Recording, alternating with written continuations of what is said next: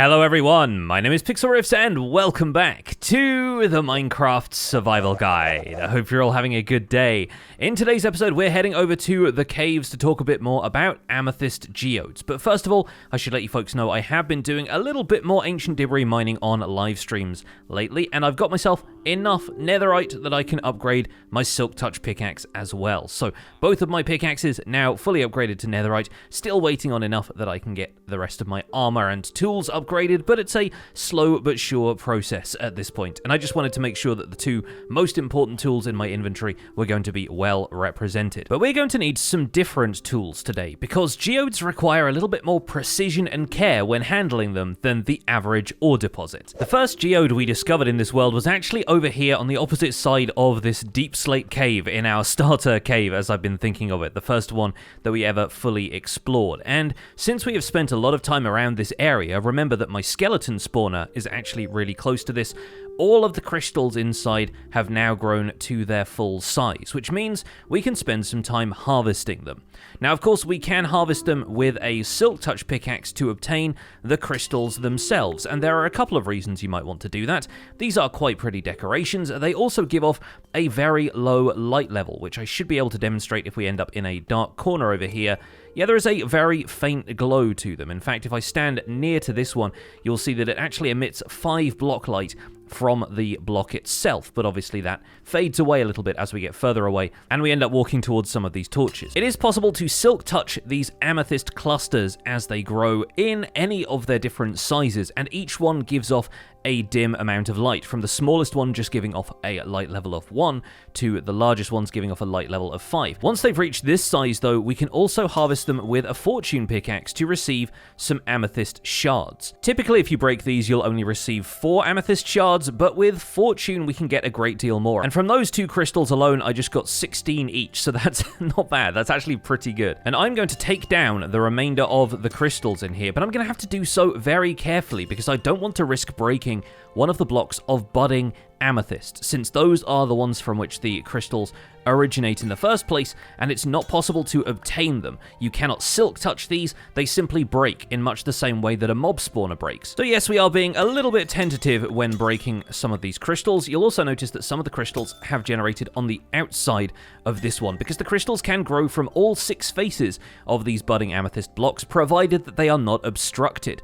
In some cases, like this, of course, they're going to be obstructed by other budding amethyst growing side by side, so that's something to bear in mind when we consider coming back to one of these geodes and collecting shards or crystals regularly. And you might be wondering why exactly we want to do that. And to answer that, I'm going to head over here and get some sand so we can smelt some glass. Just going to pick up maybe 8 blocks or so from the beach over here. That's 1 more we need. Perfect. And once I've dealt with the locals, our skeleton spawner is nearby, so I can escape down here, land in the water, and smelt up a little of this glass. You'll find that 1 glass block surrounded by amethyst shards gets you 2 blocks of tinted glass, which is a glass block with very special properties. We're going to craft a little bit more of that as it smelts here, but tinted glass, much like the regular glass blocks, can be seen through by the player. However, the most important property of it is that it blocks light, and I'm actually going to replace the 3 blocks of glass here with some tinted glass to make sure that the light from in here isn't filtering through to our skeleton spawner. It's kind of difficult to see this effect in action here, so I'm going to show you over here on this wall where we've got a torch providing light to the entire area. If I build a box of tinted glass around the outside, first of all you'll notice that there is a darker shadow being cast on the blocks below, but if I enclose that now, you'll notice there's a dark area inside of here, which goes away if we remove simply 1 block, but we can darken an area inside of that. That reduces the light level inside to 0, since there aren't any other light sources on the inside, and it's surrounded by either tinted glass or solid blocks. Right now, amethyst shards have a few more uses. They can be crafted in a 2x2 into blocks of amethyst if you want to build with those on a renewable basis. Amethyst shards can also be used as a crafting ingredient for the spyglass. We have one of those in our ender chest, and I've been using it occasionally to show you stuff at a distance, but one of the other things we can do with those a little further down the line involves the skulk sensors that we spotted in the cave in the previous episode. We're not quite ready to start working with those yet, but once we have them, they can be combined with an amethyst shard to create a calibrated skulk sensor, which can have a few additional uses. But since we can get amethyst shards in pretty large quantities, I doubt we're going to need that many amethyst shards to make a couple of stacks of those, and we're never going to need that many spyglasses. But instead, we are going to be harvesting amethyst shards for aesthetic blocks, like blocks of amethyst, and also for tinted glass, which has a variety of different uses. Now, we could simply return to this geode and farm these crystals with our pickaxe whenever we wanted to. Of course, we would have to spend some time in this area for them to grow back, but that seems like a fairly reasonable thing to do. We're going to be at the skeleton spawner quite frequently. In order to maximize the amount of amethyst crystals that can grow here, it's going to make sense for us to remove all of the blocks that are not budding amethyst from around here. In doing this, we might even uncover some other blocks of budding amethyst that have been hidden in the walls. At the very least, our goal is to expose all 6 faces of these budding amethyst blocks. That way, crystals can grow in all 6 directions and we can harvest them more easily. Of course, in the process of doing this, we're also going to acquire a bunch of amethyst blocks, which will mean that we don't need to convert any of the crystals into those blocks for a while, and we can focus on using them to craft tinted glass. Okay, so after a little bit of digging, I have, I believe, now exposed all 6 faces where possible of each of these budding amethyst blocks. Unfortunately, we do have several that are on a diagonal from each other, so we're only going to get a crystal from this face instead of that face, or vice versa. You know, you're not going to have 2 crystals growing into the same space. And this was a relatively small geode, all things considered. We don't have all that many budding amethyst blocks inside here. In fact, there are only 16 in total, unless I'm missing one behind here, but I don't believe I am. Of course, if we had 16 blocks all spaced out by a couple of blocks, then that would give us potentially 96 faces on which the amethyst crystals could grow, but in this case we're getting slightly fewer than that. We're still going to get plenty of amethyst shards from these, but it might be the case that if we want to set up a farm around these, we should look for a different geode, and it just so happens that I know where one is. During the episode where we were digging out the huge vein of copper over here, I noticed this geode poking out of the ceiling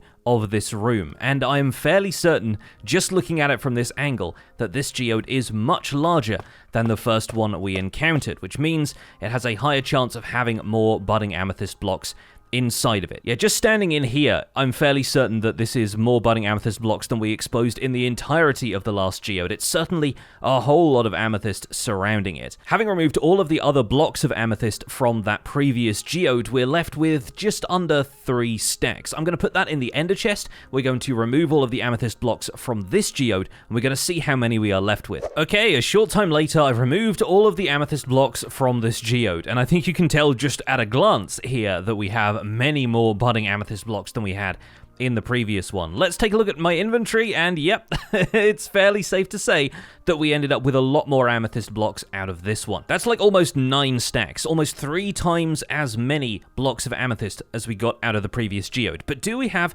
3 times as many budding amethyst blocks? Well, not exactly. By my count, there are about 40 of them in here, which is still a pretty sizable increase, and certainly the amount that we would want to turn into an amethyst farm. You'll notice that all of the crystals around here are now steadily growing, and we're looking at a pretty decent amethyst harvest, assuming that we've got our fortune pickaxe. We can get all of the shards we want to from this. This geode also has the advantage that a lot of our budding amethyst blocks are in the lower half of the geode. Most of them we can get to from the floor, plus a little bit of parkour potentially. So it's not actually that difficult to get the crystals from these. You may find some in which the budding amethyst blocks are more concentrated in the ceiling, at which point it becomes a little bit more difficult to harvest them. But if we want to get every single crystal harvested out of this geode, there are a couple of different approaches. You might imagine that redstone would be a good approach here, having a piston automatically set up to detect when this crystal grows to a certain amount, and then activating the piston to harvest the crystals. Unfortunately, that approach ends up being both prohibitively expensive and really fiddly to set up, because if you imagine you've got to do that for each of the 6 faces of these budding amethyst blocks, A, that's a lot of pistons, B, you don't have a lot of space to work with around the outside of this, and C, when you break a smaller amethyst crystal, when you break one of these amethyst buds, like this one here, with a piston or a pickaxe, it does not drop any amethyst shards. You can only harvest these crystals when they have become these full amethyst clusters. That's the only time when you can acquire the shards, and so that's the only time a piston would be able to acquire the shards as well. This means you've either got to invest in a circuit which detects how many times something has grown, which is certainly possible, but is pretty expensive to do. It requires a bunch of extra components, which also means you have to build that around each one of these amethyst blocks. It just sort of becomes prohibitively expensive after a certain point. The other option would be to wire all of these pistons up to some sort of timer, which wouldn't detect necessarily when the amethyst crystals had grown, but it just waits for a long enough amount of time that you can suppose the majority of them would have grown, and then harvests them all at once. But that still ends up being kind of fiddly to do, and doesn't take into account fortune. Whenever you break one of these amethyst crystal clusters with a piston, you only end up getting a couple of amethyst shards. Whereas with fortune, you end up doubling or even tripling the amount that you would get from breaking it with a standard pickaxe. So generally speaking, you are going to get about as many crystals from coming down here occasionally and fortuning each of these crystals manually than you are from setting up an automatic way of harvesting the crystals on a timer. But we still want to make this as convenient as possible for us to come down here and harvest the crystals, or even the amethyst buds themselves, since those can be kind of fun to decorate with. We could build some sort of tower with a ladder or some scaffolding in the middle that would allow us to reach out to some of these higher up blocks, but we also need to be able to see all 6 faces of the block in order to mine each of the buds as they grow. So to have full control over this space and to be able to harvest the crystals whenever we want to, we're actually going to turn this into a giant tank of water. The first thing I'm going to do is dig out the remainder of the blocks of this geode so that we are left with a fairly squared off room with at least 2 blocks of clearance around the outside of each of these budding amethysts. So here I am checking in about an hour or so later, and I've decided on a really weird shape for this tank. I wanted to square it off originally, but then I realized that we were going to be using up a lot of material getting in the full circumference of this. So I thought, why not round off some of the corners a little bit where we don't really need the space? And in the end, I've ended up with this sort of weird, almost like pizza slice style thing where it's curved on one side and then it comes to a corner with 2 straight walls on the other side. And I don't mind that. It's maybe a little bit heart-shaped even with that, without the dip in the middle. And we're going to be able to get to each of the amethyst buds in this. It's clearly growing quite a lot since I'm spending a lot of time around here.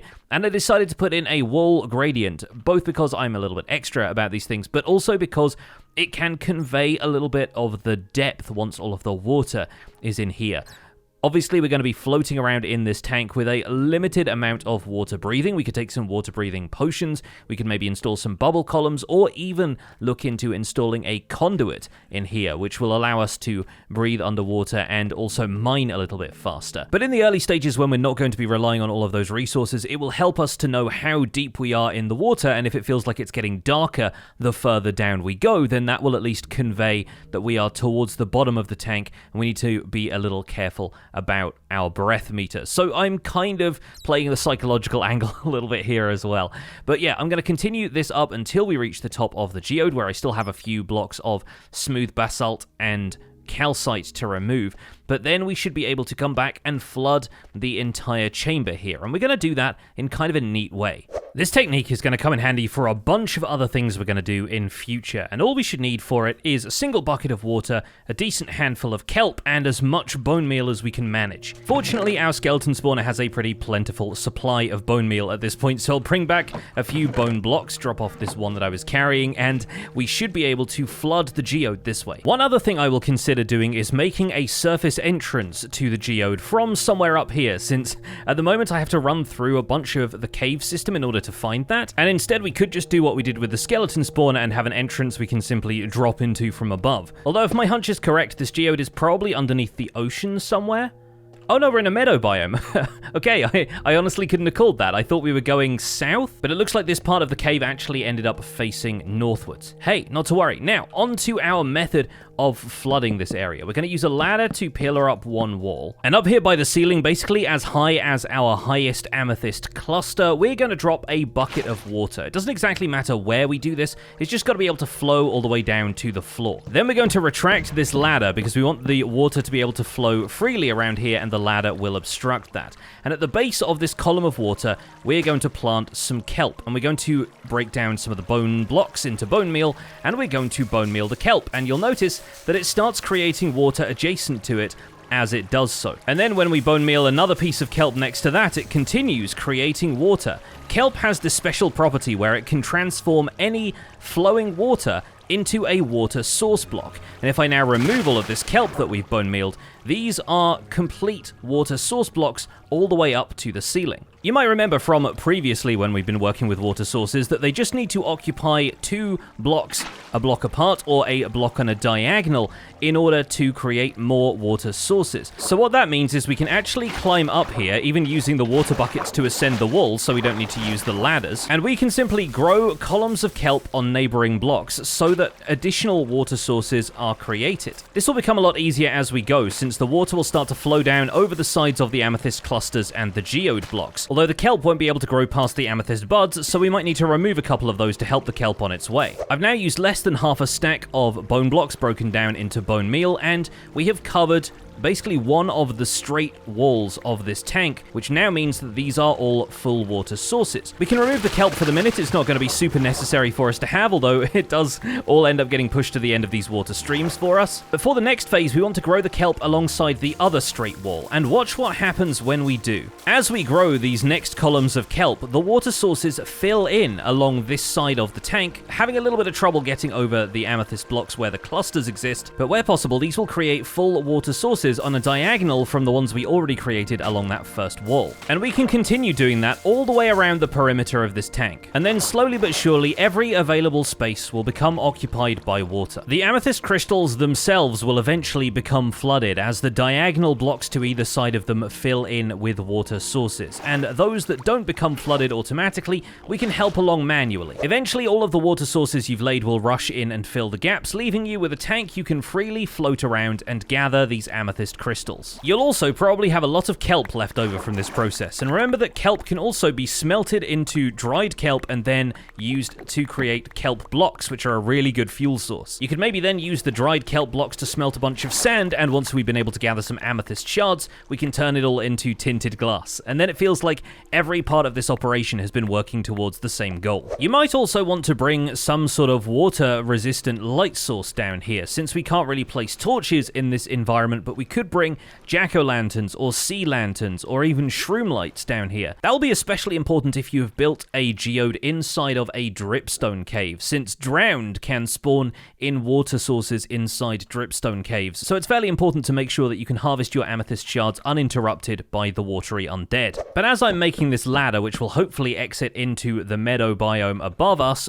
I want to remind you about something I said earlier in this episode about needing different tools. Because while your mileage may vary on this score, a lot of people find that they can't trust themselves to carefully extract all of the crystals from a geode farm like this without breaking a few of the budding amethyst blocks. And so I'm going to return to the enchanting table and set up an iron pickaxe with a low-level fortune enchantment and combine it with another low-level fortune book that I happen to have. We can also add mending to it, and this will allow us to get a bunch of crystals from our amethyst geode farm without potentially breaking the amethyst buds, or it will be a lot harder to do since the iron pickaxe doesn't have any kind of efficiency and breaks blocks slightly slower than a diamond pickaxe does. Naturally, having the maximum level of Fortune 3, and the unbreaking enchantment on this pickaxe would also be a tremendous help. And now I have to remember where on earth I dug up from the geode. There we go, no panic. I found it. Just gonna leave a marker here on the surface to make sure I don't lose track of it again. Anyway, back down here in the geode, you'll notice there are a couple of glow squid swimming around, and that might be an unexpected benefit of this area, being able to harvest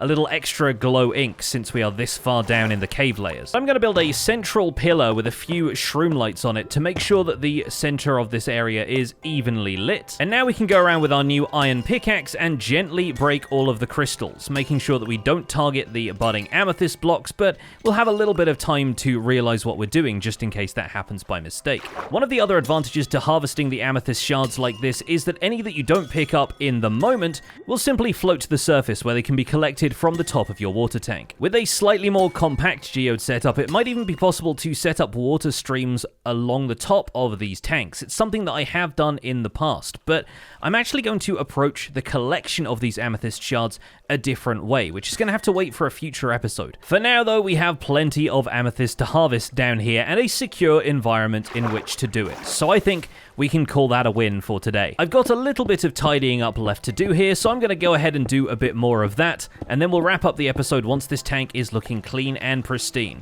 Having now cleaned things up a little bit in here, at least I've got all of the walls matching, I've kind of blocked off the ceiling a little bit more, and taken care of the glow squid so we can get a little bit of extra glow ink. I'm happy with how this has come together. There are still so many minor improvements we could make, including a slightly better entrance to this entire thing, but they involve tackling concepts that I think we will save for future videos. For now, we can at least come down here and mine up some amethyst whenever we want it, and maybe we'll work on improving our tools if we want to have an iron pickaxe that we can use for the sake of safety down here in future. But that's where we're going to leave it for this episode of the Minecraft Survival Guide. Thank you so much for watching. My name has been Pixlriffs. Don't forget to leave a like on this video if you enjoyed it. Subscribe if you want to see more, and I'll see you folks soon. Take care. Bye for now.